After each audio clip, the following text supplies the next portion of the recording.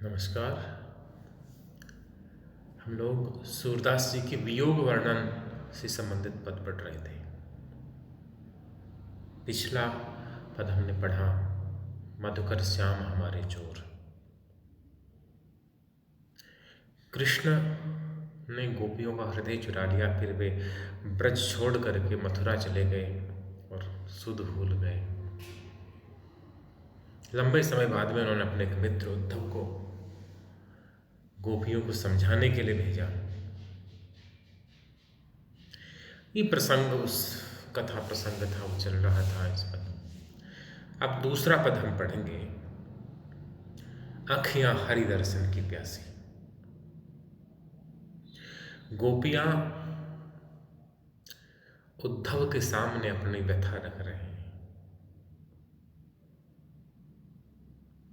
आइए पहले पद का वाचन करें। आँखियां हरि दर्शन की प्यासी, देखो चाहत कमल नयन को, निस्दिन रहत उदासी। आए उधो फिर गए आंगन, टार गए गर्भासी। केसर तिलक मोतिन की माला, वृंदावन के वासी। काहू के मन को कौ न जानत, लोगन के मन हासी। सूरदास प्रभु तुम्हारे तरस को, करवत ले हो काशी। अखियां हरि दर्शन की प्यासी। गोपियां उद्धव से कह रही हैं, हे उद्धव। एक पद है सूरदास जी का जिसमें गोपियों की व्यथा वर्णित है। और गोपियां कह रही हैं कि ठीक है, कृष्ण के जाने के बाद सब कुछ खत्म सा हो गया, पहले जैसा नहीं रहा। लेकिन और चीज़ों को तो फिर भी हम नज़रअंदाज करते हैं। दुखी तो हम हैं, आपाद मस्तक दुखी हैं, रोम रोम व्यथा से बिंधा हुआ है, दुख से भरा हुआ है। लेकिन और सकल अंगन ते ऊधो, अखियां अति ही दुखारी। हे उद्धव, और सारे अंगों से ज़्यादा आंखें दुखी हैं हमारी। वियोग का दुख होता है, कोई बात ना करे प्रेम में तो भी कष्ट होता है। छूने का अधिकार ना हो, समीप ना आए, समीप ना आने दे, तो भी दुख का कारण हो सकता है। लेकिन कोई दिखाई न दे, दिखना बंद हो जाए, तो ये पीड़ा नज़रों से ओझल हो जाए, ये पीड़ा बहुत बड़ी होती है। इस पद में भी गोपियाँ उद्धव को कह रही हैं, आँखियाँ हरि दर्शन की प्यासी। हे उद्धव, हमारी आँखें हरि दर्शन की प्यासी हैं।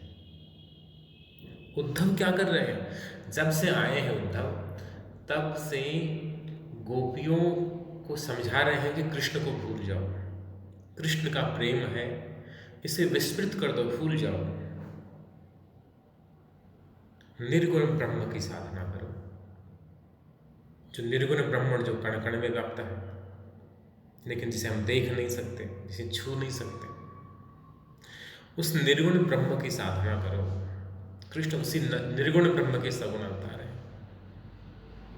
तो सगुण ये रूप स्थायी थोड़े हैं। अवतार से पहले भी निर्गुण था, और जब अवतार की समयावधि पूरी हो जाएगी तो कृष्ण वापस चले जाएंगे, अपने गाँव वापस चले जाएंगे, और तब भी वे निर्गुण स्वरूप में चले जाएंगे। इसलिए निर्गुण की साधना करो। तो गोपियाँ कह रही हैं, अखियाँ हरि दर्शन की प्यासी। हे उद्धव, कुछ नहीं सुनना, कुछ नहीं जानना। हमारी आंखों को एक प्यास है, और वो प्यास क्या है? हरि दर्शन की। हम कृष्ण को देखना चाहते हैं। अब हरि शब्द का प्रयोग किया गोपियों ने, हरि कहा, कृष्ण नहीं कहा। क्यों? क्योंकि हरि वह जो हर ले, कृष्ण हमारा मन हर के ले गए। उधो मन न भय 10-20, एक हो तो सो गए श्याम संग, को आराधे ईश। एक ही मन था, कृष्ण ले गए। जो हरण करने वाले वे हैं, वह हरि हैं। उन हरण करने वाले को जिसने दिल चुराया है, जिसे हृदय छीन लिया है, उसको देखने के लिए आंखें तरस रही हैं, प्यासी है। देखो चाहत कमल नयन को। हे उद्धव, हमारी आंखें कमल नयन कृष्ण को देखना चाहती हैं। कमल नयन, जिनकी आंखें, जिनके नयन कमल की तरह सुंदर हैं, लुभावन हैं, उन कमल के समान सुंदर आंखों वाले कृष्ण को हमारी आंखें देखना चाहती हैं। और कृष्ण जब से गए हैं मथुरा, एक बार भी झलक भी उनकी नहीं मिली, वो क्षण भर के लिए भी नहीं आए, थोड़ी देर के लिए भी नहीं आए। इसलिए हम कृष्ण को बिना देखे, हमारी आंखें निस्दिन रहे तो उदासी, हमारी जो आंखें हैं निस्दिन, निस यानी रात, रात दिन हमारी आंखें उदास रहती हैं। अब देखिए, ये मनोवैज्ञानिक सत्य है। व्यक्ति प्रसन्न है, व्यक्ति उदास है, दुखी है, रो के आया है, किसी अनजानी बात की खुशी है, कोई बात छुपा रहा है, किसी से ईर्ष्या हो रही है, जलन हो रही है, ये सारी चीज़ें व्यक्ति की आंखों में झांकें तो पता चल जाती हैं। गोपियों कह रही, हमारी आंखें हरि दर्शन की प्यासी हैं, कृष्ण को देखने के लिए विकल है, आतुर है, प्यासी हैं, और कृष्ण दिख नहीं रहे, कृष्ण आ नहीं रहे, कृष्ण हमारी सुध नहीं ले रहे, इसलिए हमारी आंखें निस्दिन रहती उदासी, हमारी आंखें दिन रात उदास रहती हैं। आए उधो फिर गए आंगन। हे उद्धव, हमारी पीड़ा देखो, कृष्ण आए, हमारे घर तक आए, आंगन तक आए, और हमें देखते ही हमें उनसे प्रेम हो गया, प्रीति हो गई। अब कृष्ण को देखा और देखते ही हृदय उन पर लुप्त हो उठा, लेकिन अब कृष्ण वापस चलेंगे तो वही प्रेम है, वह हमारे गले की फांस बन गया। आए उधो फिर गए आंगन, डार गए घर फांसी। ये उद्धव, इससे अच्छा था कृष्ण आते ही नहीं, ब्रज में नहीं आते, मथुरा ही रह जाते, तो हम उन्हें देखती नहीं, तो हमें उनसे प्रेम नहीं होता, और फिर बिछुड़ने का ये दुख भी नहीं होता। लेकिन कृष्ण आए और फिर वापस चले गए, और जाते जाते हमारे गले में ये प्रेम का फंदा डाल गए, डाल गए घर फांसी, हमारे गले में ये फांसी डाल गए प्रेम के बंधन की। अब फांसी गले में जकड़ चुकी है, इसको निकालना चाहिए तो निकल नहीं सकती, और गले में रखें तो घुटन होगी, सांस लेना दुभर हो जाता है फांसी लगने से। वैसे ही कृष्ण का वियोग ऐसा ही हो गया है, कृष्ण से बिछड़न का दुख अब सहन नहीं होता, और ये गले की फांसी का फंदा बन गया है प्रेम। हम चाहें तो भी इससे मुक्त नहीं हो सकते। इस प्रेम में जी करके, इस वियोग में जी करके, और जीवन बहुत कठिन हो गया, दुर्वह हो गया, जीना मुश्किल हो गया, लेकिन ये गले के फंदा ऐसा फंस गया है कि हम इसे निकाल नहीं सकते। और फिर कृष्ण को याद करती हैं, केसरी तिलक मोतिन की माला वृंदावन के वासी। आज कृष्ण कहाँ हो गए? मथुरा के वासी हो गए, मधुपुर के रहने वाले हो गए, लेकिन हमें कौन से कृष्ण याद है? हमें कौन से कृष्ण चाहिए?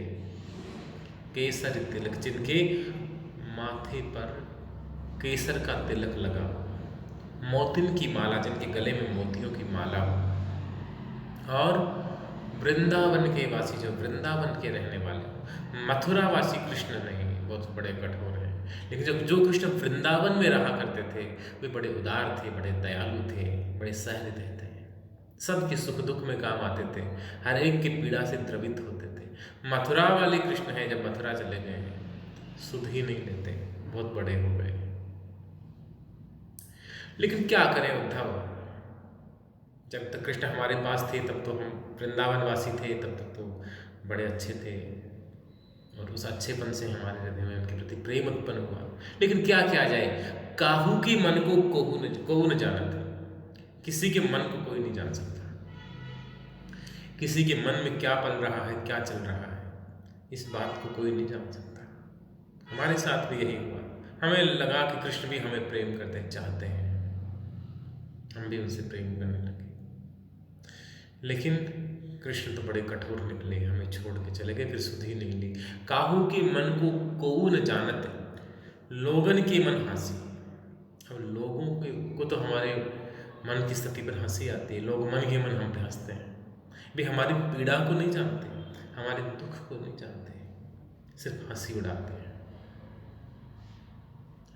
यही होता है प्रेम में जो गुजर रहा है, प्रेमी पर जो गुजर रही है। बाकी लोग तो हंसी उड़ाएंगे, हास्य का पात्र बना लेंगे, तरह तरह के मजाक बनाएंगे, लेकिन उसकी पीड़ा को कोई समझना नहीं चाहेगा।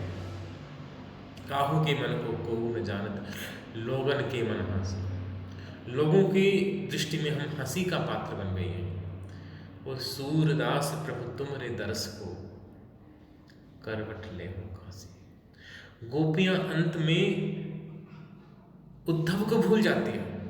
सारा पद उद्धव के सामने निवेदित है, लेकिन अंत तक आते आते वे जैसे खो जाती है अपने आप में, जैसे कृष्ण के पास पहुंच जाती है, जैसे सीधे सीधे कृष्ण को संबोधित करती है। प्रभु तुम्हारे दर्श को, प्रभु तुम्हारे दर्शन के लिए करवट ले हो काशी, काशी में करवट ले लेंगे। दूसरा अर्थ ये भी ध्वनित होता है, दूसरा अर्थ ये भी लगाया जा सकता है कि इस गोपियों की व्यथा से कवि सूरदास है, भक्त कवि सूरदास है, ये स्वयं बहुत व्यथित हो गए हैं। उद्धव तो न जाने कब कहेंगे, उद्धव का कहा कृष्ण ने माना कि नहीं माना। सूरदास कह रहे कि हे प्रभु, तुम्हारे दर्शन के लिए, हे कृष्ण है मेरे स्वामी, तुम्हारे दर्शन के लिए गोपियां बड़ी विकल हैं, वे काशी में करवट ले लें। अब काशी में करवट लेना ये क्या चीज है, इसे समझना बहुत जरूरी है। अब काशी करवट क्या चीज है, ये धर्म किस प्रकार से अंधविश्वास बन जाता है और पाखंड का रूप ले लेता है, इसका प्रमाण है करवट ले हो काशी। काशी जो नगरी है भगवान शिव की नगरी है, इसके विषय में कोई अंतर कथा है कि कभी किसी दिन भगवान शिव हो, थोड़ा पार्वती से मनमुटाव था तो करवट लेके सो गए, गंगा की ओर करवट लेके सो गए। वहां पर एक मंदिर भी बना हुआ है, काशी करवट मंदिर बोलते हैं उसको। वहीं पे एक कुआं भी है जिसको काशी करवट कुआं कहा जाता है, बनारस में विश्वनाथ मंदिर के परिसर में। अब ये काशी करवट क्या है? काशी के विषय में ये धारणा थी कि काशी शिव की नगरी है, भगवान शिव के त्रिशूल पे बसी हुई है, और काशी में जिसकी मृत्यु होती है उसकी मुक्ति होती है, ऐसा विश्वास बन था कि काशी पवित्र नगरी है। अब जिसने भी ऐसा पुराणों या किसी धार्मिक ग्रंथ में लिखा हुआ, वो काशी की महिमा बखानने के लिए लिखा हुआ, यहाँ किसी की मृत्यु होती है उसको मुक्ति मिलती है, ये पवित्र भूमि है। लेकिन ये चीज अंधविश्वास बन गई और लोग काशी में मृत्यु के लिए प्रयास करने लग गए, और इसका पता नहीं कैसे विकृत रूप आया। धर्म में एक समय आया भारत में जिसमें काया क्लेश को, शरीर को कष्ट देने को धर्म मान लिया गया। कोई एक पांव पे खड़ा होकर के और तपस्या करने का प्रयास कर रहा है, किसी ने खाना पीना त्याग दिया। यानी शरीर को कितने कष्ट दे सकते हैं।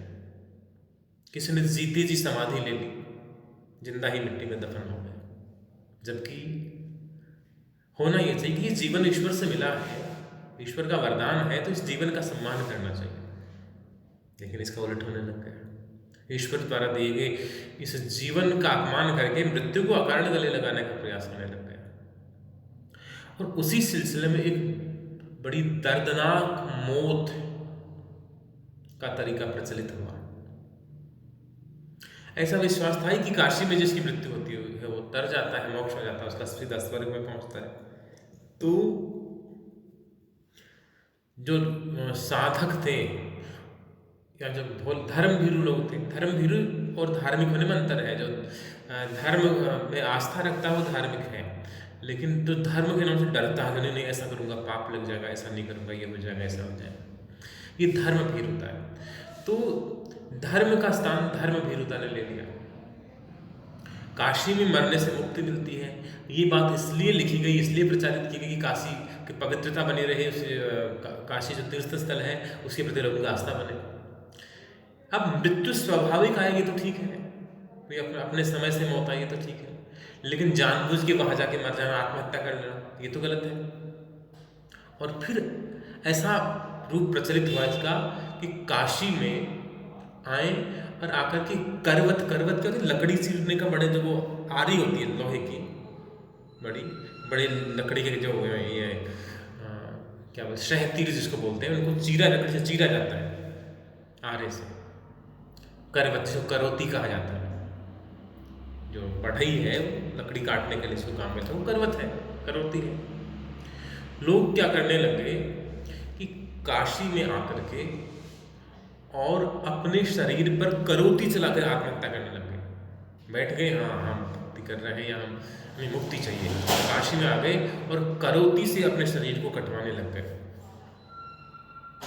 जैसे कुछ लोग जिंदा समाधि ले लेते, जीते जी गड्ढा खोद के मिट्टी में बैठ के मिट्टी डलवा दो। ये जीवन का अपमान है। करवट ले हूं काशी, उस करोती से चीर करके और अपना जो अपना जीवन है इसे समाप्त कर देते थे। तो उसका फायदा कुछ लोग इसे उठाने लग गए और लोगों को उकसा करके, धर्म भीरू जो लोग हैं, धर्म के नाम पर डरने वाले लोग हैं, ऐसे लोगों को उकसा करके और काशी में बुलाते और उनसे थोड़ी बहुत दान दक्षिणा जो भी कुछ लेनी होती, हासिल होती, वो ले लेते और फिर कहते कि कुआं था, कुएं में तलवारें, नंगी तलवारें और वो करोतियाँ ये बांध दी गई और उसके ऊपर चढ़ा करके लोग कूदा देते अंदर, इसमें कूद जाओ और व्यक्ति वहाँ कट करके और मर जाते, उनकी हत्या हो जाती। ये लंबे समय तक चला। इसकी कुछ साक्ष्य मिलते हैं औरंगजेब के, मलिक मोहम्मद जायसी ने भी इसका उल्लेख किया है पद्मावत में। औरंगजेब के समय में भी इसका जिक्र मिलता है। अंग्रेजों के समय में भी ऐसा था कि लोगों में इस तरह का विश्वास प्रचलित था, फिर धीरे धीरे ये बंद हुआ। तो यहाँ गोपियाँ कह रही, प्रभु अब आपके बिना जीना बहुत मुश्किल हो गया। सूरदास प्रभु तुम्हारे दरस को करवत ले हो काशी। प्रभु अगर जीते जी आप हमें नहीं मिलेंगे तो आपके बिना जीना तो मृत्यु से अधिक कष्टकारी है, इसलिए हम काशी में जाकर के और करवत ले लेंगे, उस करवत से अपनी यह लीला समाप्त कर लेंगे। तो लगता है मध्यकाल में ये जो बुराई है धर्म को लेकर के प्रचलित रही होगी, हालांकि इसका कोई शुद्ध रूप रहा होगा अभी वास्तव में। तो काशी करवत लेने का अभिप्राय सामान्य तो ये होता कि जो काशी करवत मंदिर है, जहाँ ऐसी मान्यता कि भगवान शिव करवट लेके लेट गए थे, वहाँ जाके जीवन बिता देना, धार्मिक जीवन बिताना, ये यहाँ तक तो ठीक था। लेकिन करोती से खुद को कटवा देना, चिरवा देना, ये तो बहुत बड़ा धार्मिक अंधविश्वास था। धीरे धीरे ये समाप्त हुआ, लेकिन ये इसका संदर्भ है, यही है। चलिए फिर पढ़ेंगे आगे।